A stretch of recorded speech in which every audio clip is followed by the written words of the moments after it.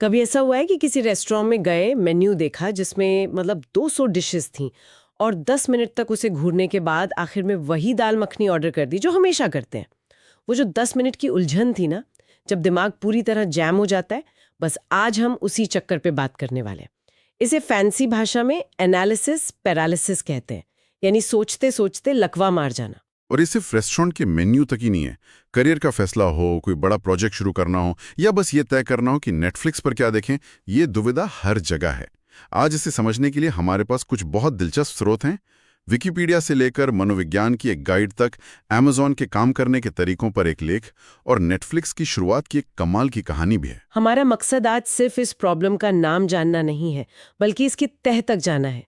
हम सोचते सोचते फंस क्यों जाते हैं और इससे निकलने के रास्ते क्या हैं?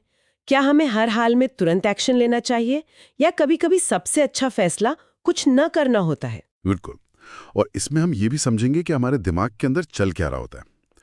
डैनियल kahneman की वो जो मशहूर किताब है थिंकिंग फास्ट एंड स्लो, उसमें बताए गए दो सिस्टम, एक जो तेजी से सोचता है सिस्टम 1, और दूसरा जो आराम से विश्लेषण करके सोचता है मतलब सिस्टम 2, वो इस पूरे खेल में कहाँ फिट होते हैं।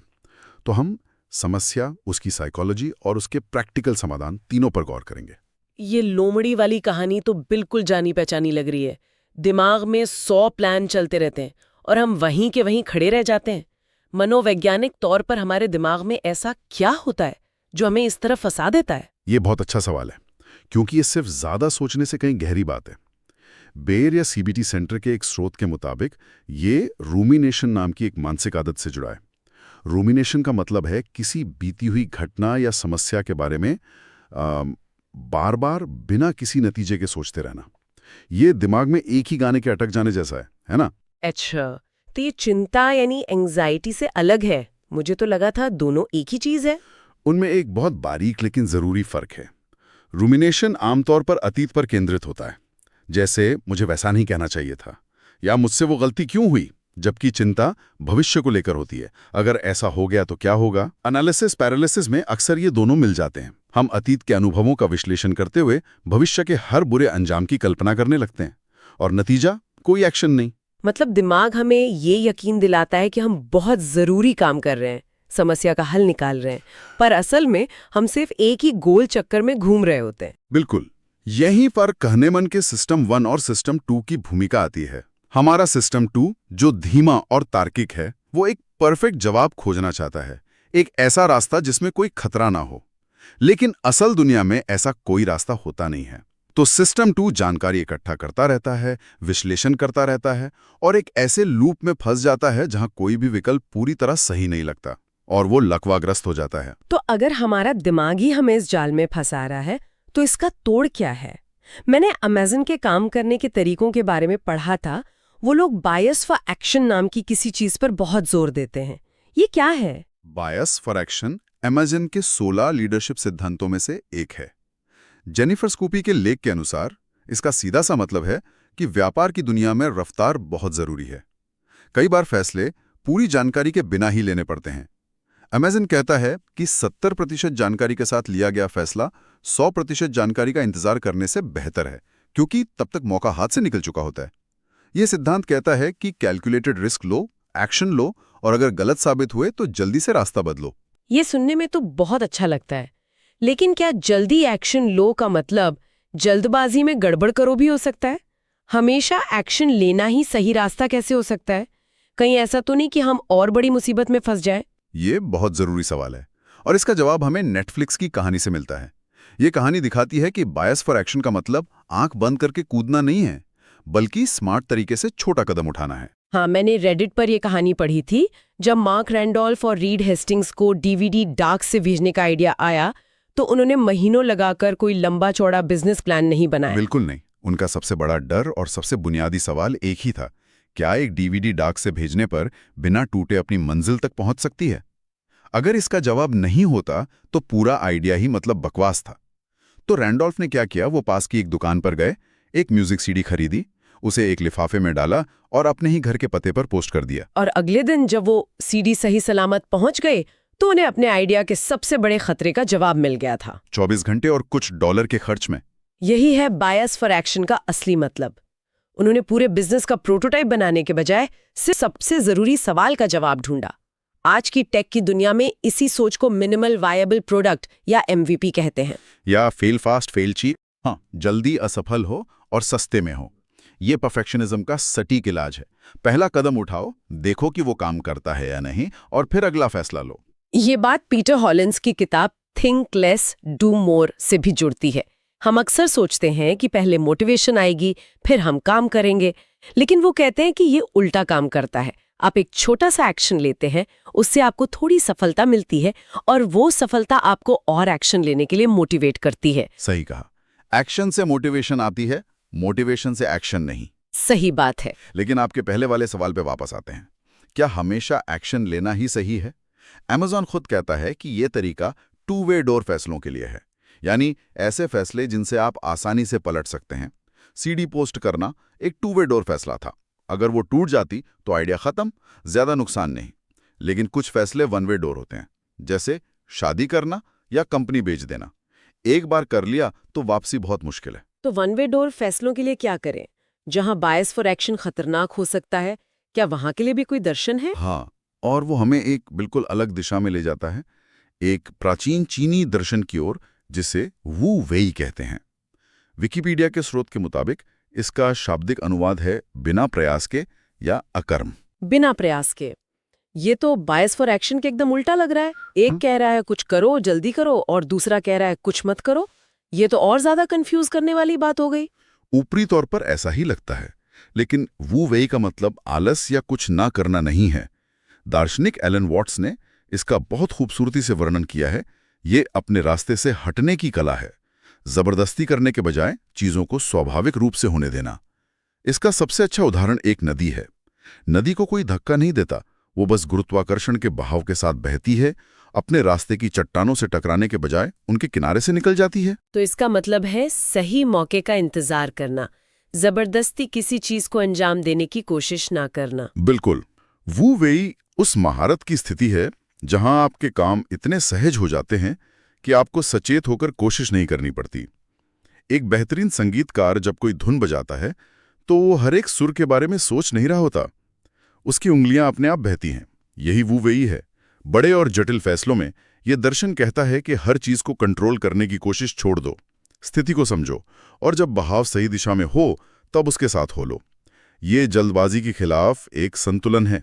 तो ये दोनों विरोधी विचार नहीं है, बल्कि अलग अलग स्थितियों के लिए अलग अलग औजार हैं। बायस फॉर एक्शन तब जब फैसला पलटा जा सकता हो और रफ्तार जरूरी हो, और वू वेई तब जब फैसला बड़ा हो और सही समय और सहजता ज्यादा जरूरी हो। आपने इसे बिल्कुल सही तरीके से सिंथेसाइज किया है। अब सवाल ये उठता है कि हम अपनी रोजमर्रा की जिंदगी में संतुलन को कैसे लाएं? हमारे पास तो हर दिन दर्जनों छोटे बड़े फैसले होते हैं। यहीं पर थॉमस फ्रे का जस्ट इन केस बनाम जस्ट इन टाइम लर्निंग का आइडिया मुझे बहुत काम का लगता है। वो कहते हैं कि हमारा पूरा एजुकेशन सिस्टम हमें जस्ट इन केस लर्निंग सिखाता है, यानी हर तरह की जानकारी इकट्ठा कर लो, क्या पता कब काम आ जाए। और एनालिसिस पैरालिसिस इसी जस्टिन के सोच की देन है। हम एक फैसला लेने के लिए दुनिया की सारी जानकारी इकट्ठा करने की कोशिश करते हैं, जबकि आज की तेज दुनिया जस्ट इन टाइम लर्निंग की मांग करती है, यानी जब जिस चीज की जरूरत हो सिर्फ उसे सीखो और लागू करो। तो हम अपनी टू डू लिस्ट और दिमागी उलझन को कैसे मैनेज करें? इसके लिए कुछ व्यवहारिक तरीके हैं क्या? हाँ बिल्कुल। Think less do more guide में एक बहुत ही सरल लेकिन असरदार तरीका बताया गया है, बर्नर लिस्ट मेथड। सोचिए कि आपके पास एक गैस स्टोव है जिस पर 4 बर्नर हैं। फ्रंट बर्नर पर वो 1 या 2 काम रखिए जो आज सबसे ज्यादा जरूरी है। बाकी सब कुछ जो जरूरी तो है पर आज नहीं, उसे बैक बर्नर पर डाल दीजिए। अच्छा, तो ये फोकस करने का एक तरीका है। एक साथ 10 चीजों के बारे में सोचने के बजाय सिर्फ उन 1-2 चीजों पर ध्यान देना जो फ्रंट बर्नर पर है। और ये वू वेई के सिद्धांत से भी जुड़ता है। जब आप जानबूझकर कुछ चीजों को बैक बर्नर पर डालते हैं तो आप जबरदस्ती करना छोड़ रहे हैं। आप स्वीकार कर रहे हैं कि आप एक साथ सब कुछ नहीं कर सकते, और आप सबसे जरूरी काम को स्वाभाविक रूप से आगे आने दे रहे हैं। ये तो बहुत अच्छा तरीका है, लेकिन उस डर का क्या करें जो हमें एक्शन लेने से रोकता है? अगर मैं फेल हो गई तो? ये सवाल सबसे ज्यादा लकवाग्रस्त करता है। उस डर से निपटने के लिए कॉग्निटिव बिहेवियरल थेरेपी की गाइड से एक बहुत शक्तिशाली तकनीक आती है, जिसे कहते हैं प्रिपेयर फॉर कैटास्ट्रोफी, यानी सबसे बुरी स्थिति के लिए तैयारी करो। ये तो सुनने में और डरावना लग रहा है। लगता है, पर इसका असर उल्टा होता है। तकनीक ये है कि आप बैठें और सोचें कि जिस चीज से आप डर रहे हैं उसका सबसे बुरा नतीजा क्या हो सकता है। उसे पूरे विस्तार से कागज पर लिखें। मान लीजिए डर एक जरूरी प्रेजेंटेशन खराब होने का है। सबसे बुरा क्या होगा? शायद बॉस नाराज होंगे, शायद प्रमोशन रुक जाएगा। ठीक है, सोच लिया। अब और ज्यादा डर लग रहा है। अब आता है इसका दूसरा और सबसे जरूरी हिस्सा। अब आप उस सबसे बुरी स्थिति से निपटने के लिए एक एक्शन प्लान बनाइए। अगर प्रेजेंटेशन खराब हुई तो मैं क्या करूंगा? स्टेप 1, मैं बॉस से जाकर माफी मांगूंगा और अपनी गलती स्वीकार करूंगा। स्टेप 2, मैं उनसे पूछूंगा कि मैं इसे कैसे सुधार सकता हूं। स्टेप 3, मैं अगले प्रोजेक्ट पर 2 गुनी मेहनत करूंगा। जैसे ही आप ये प्लान बना लेते हैं, आपका दिमाग असहाय महसूस करने वाली स्थिति से निकलकर समस्या समाधान वाली स्थिति में आ जाता है। डर की जगह एक्शन ले लेता है। ये जैसा है। और मुझे लगता है एक आखिरी चीज जो यहाँ मदद कर सकती है वो है मिनिमलिज्म का सिद्धांत। डेव कम्युनिटी के एक लेख में इसका जिक्र है। हाँ, और वो हिक के नियम का हवाला देते हैं। ये एक मनोवैज्ञानिक सिद्धांत है जो कहता है कि किसी व्यक्ति को जितने ज्यादा विकल्प दिए जाएंगे, उसे फैसला लेने में उतना ही ज्यादा समय लगेगा। ये वही रेस्टोरेंट वाले मेन्यू वाली बात हो गई। बिल्कुल। ये इसलिए काम करता है क्योंकि हमारा दिमाग हर विकल्प को पहचानने, समझने और उसका मूल्यांकन करने के लिए मानसिक ऊर्जा मतलब कॉग्निटिव लोड का इस्तेमाल करता है। जितने ज्यादा विकल्प, उतनी ज्यादा दिमागी कसरत और उतनी ही ज्यादा थकान, जो आखिरकार फैसले को नामुमकिन बना देती है। रणनीति यह है कि अपनी जिंदगी और अपने फैसलों से गैर जरूरी विकल्पों को हटा दिया जाए, चाहे वो आपके कपड़े हों, आपकी टू डू लिस्ट हो या आपके प्रोजेक्ट के फीचर्स।